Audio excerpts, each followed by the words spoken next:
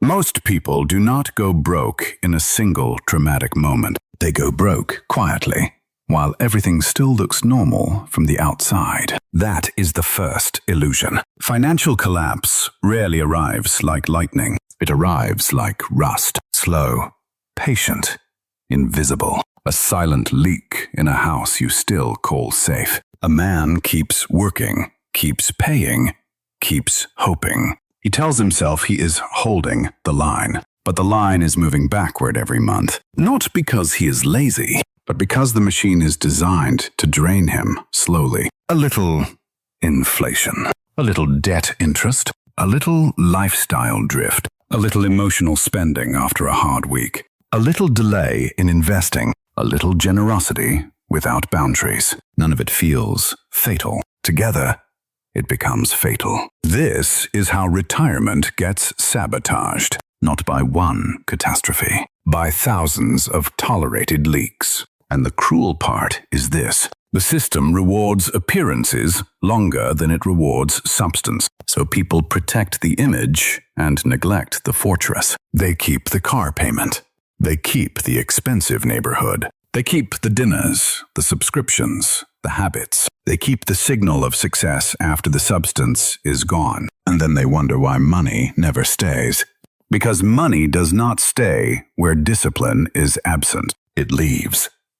It escapes through comfort, ego, and delay. So let us name the trap clearly. You do not run out of money when cash hits zero. You start running out of money the day your expenses outlearn your discipline. That is when the compounding engine turns against you. Because compounding is neutral. It can build a fortress or deepen a cage. The same patience that builds wealth can also build weakness. Trap number 1. The slow upgrade trap. As income rises, people assume safety has risen with it. Usually, it has not. Only the monthly burn rate has risen. A better phone, a larger home, a newer car, a vacation upgraded from rest into performance. The person feels richer, but he is less resilient than before. Because fixed costs are financial gravity. They do not care how you feel.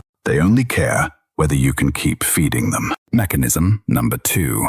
The debt anesthesia. Debt is dangerous, not because it hurts immediately, but because it often does not. It softens the pain today, then multiplies it tomorrow. Minimum payments create the illusion of control. Monthly financing creates the illusion of affordability. Balance transfers create the illusion of progress, but the machine is not helping you. It is buying time in exchange for ownership of your future cash flow. That is the bargain. And most people sign it without reading the price. Truth number 3. Inflation punishes the passive. It does not need to rob you dramatically. It only needs to make your money stand still. And standing still in a rising cost world is decline. This is why saved cash alone is not safety. It is deferred vulnerability. Unless that cash has a job,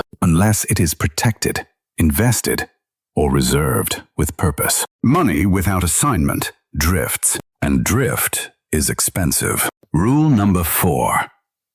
Your emotions are on your balance sheet. Retail therapy is not a personality quirk. It is a capital leak. So is boredom spending. So is stress spending.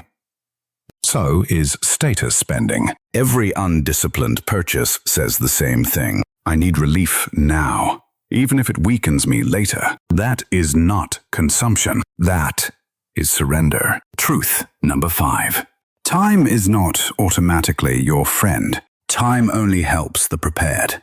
For everyone else, time quietly magnifies neglect. A decade of small waste becomes a missing retirement fund. A decade of postponed investing becomes a longer working life. A decade of avoidable debt becomes dependence. And dependence is where fear enters. This is why disciplined allocators think differently. They do not ask how much they can afford this month. They ask what this decision will cost their future optionality. They do not measure wealth by visible upgrades. They measure it by margin. Margin in time. Margin in cash flow. Margin in emotional stability. Margin is what keeps a small problem from becoming a life event. Now the inversion. Most people try to feel rich first and become secure later. That is backward. Real wealth often feels quiet before it looks impressive. It looks like lower fixed costs. It looks like cash reserves. It looks like automatic investing. It looks like saying no without guilt. It looks like refusing to perform prosperity the strangers. That is not deprivation. It is command. So how do you escape the slow bleed? First, identify every recurring leak. Not once a year. Now. Subscriptions, fees, interest, upgrades, habits, obligations, convenience spending.